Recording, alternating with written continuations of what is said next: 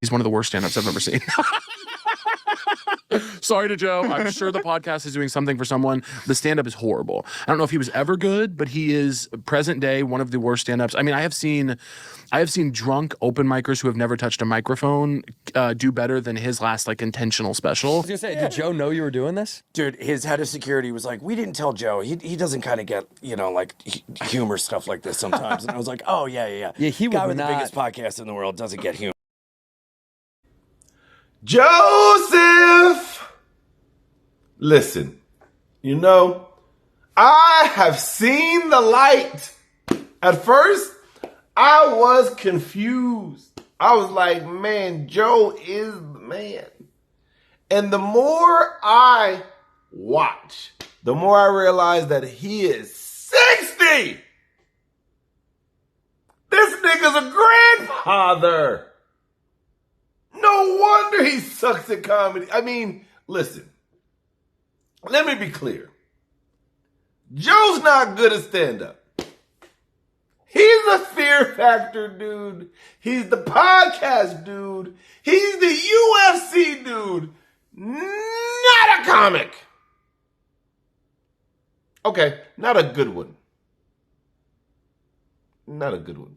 Like, the last special, Burn the Boats, was garbage. She goes, I can't believe you did it while I'm at home. And I'm like, I do it while you're sleeping right next to me. I do like this. I do tiny strokes and not like the master. I put a glass of water on. Here's the big deal. You did it while I'm at home. I do it while you're sleeping right next to me.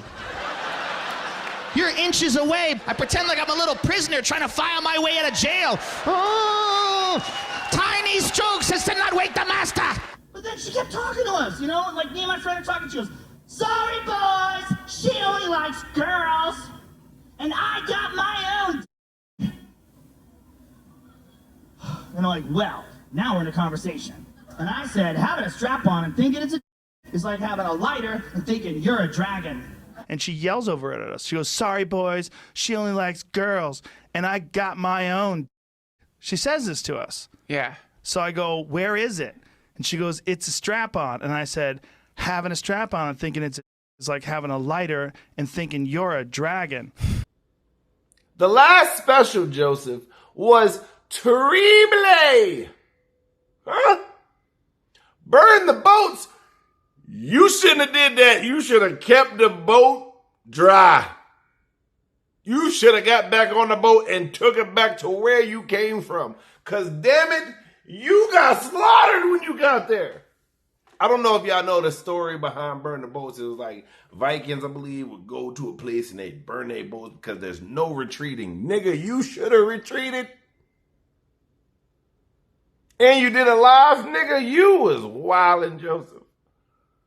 Now, the problem for me is that Joseph is considered top tier comedy, and that is a problem. You remember a time when he was going on tour with Dave Chappelle? How in the fuck? Smart move, Dave. Dave was using Joe to get to those whiteys. Talo. Sorry. All right, Dave. Now it makes sense.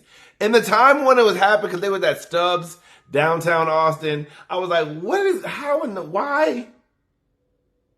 And it was a mixture, right? Dave comes, helps with the mystique of Austin. Joe goes on tour with Dave, helps him out, like, because Joe and Dave are on wide different playing fields. This is Dave, this is Joseph. But I understand now. The popularity, the cross-promotion, all of that mattered. But on his last special, for him to repeat a joke from Brendan Schaub, and we're going to get to that in a second, but Brendan Schaub, then they said he did a joke from an old special. An old special? Joseph, how dare you?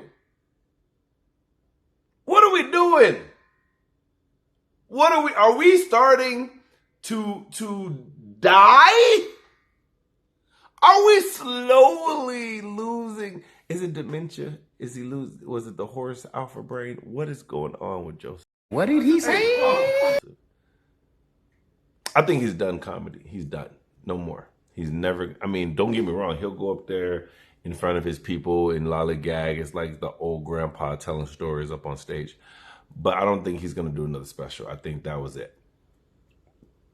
And I hope he doesn't ever do another special.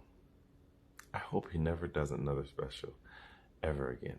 Stick to podcasting. You're not even great at that anymore.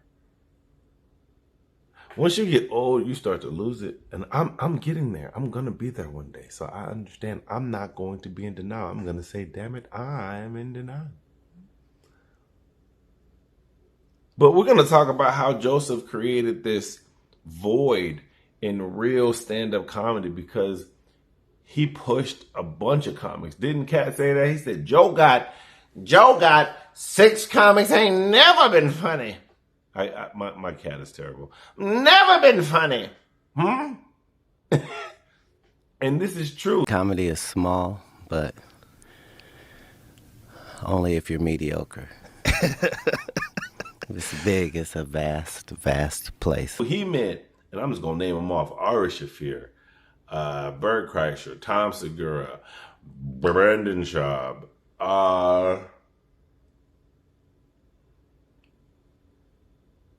is there another one? Am I missing? Joey Diaz. These comics are mediocre. I talked to an OG today and he was telling me that the Comedy Store wasn't it. The Comedy Store had Joe Rogan opening up for Richard Pryor. Mitzi motherfucking Straw was doing that shit. I'm disgusted. Like, I get it now. I get it. They are literally recreating the bullshit over here at the Mothership, and kudos to y'all. Y'all can have it. It's the goddamn degenerates of the Comedy Store. So don't you think that by prepping your stand-up in those environments that it biases you towards a type of stand-up comedy that is limited?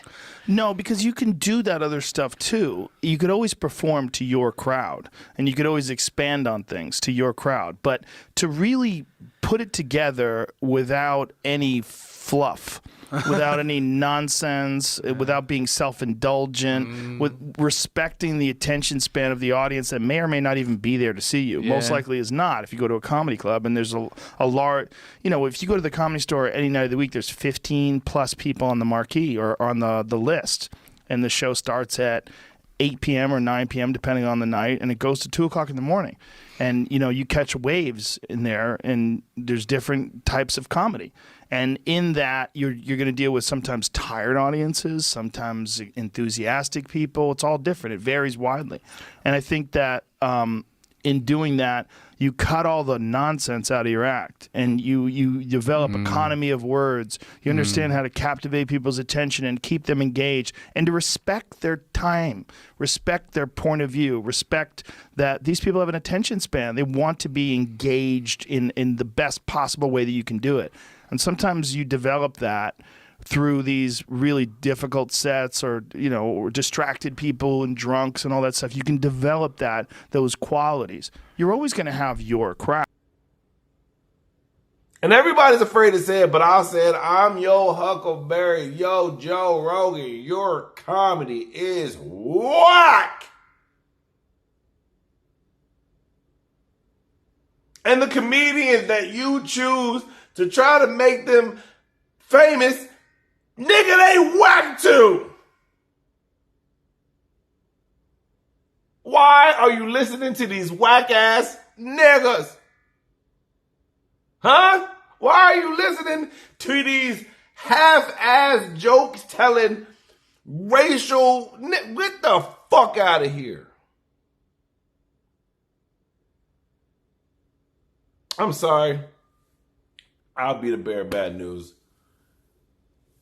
the Mothership is literally where mediocre comics meet and look down on open micers and perform to the Klan.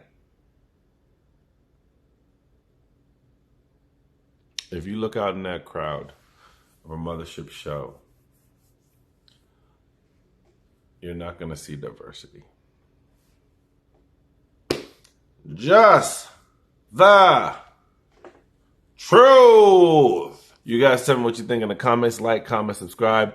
Do y'all think that Joe Rogan is a good comic? If you wanted to rate him as a comic from 1 to 10, what would you rate him? Because I'm going to rate him a 2.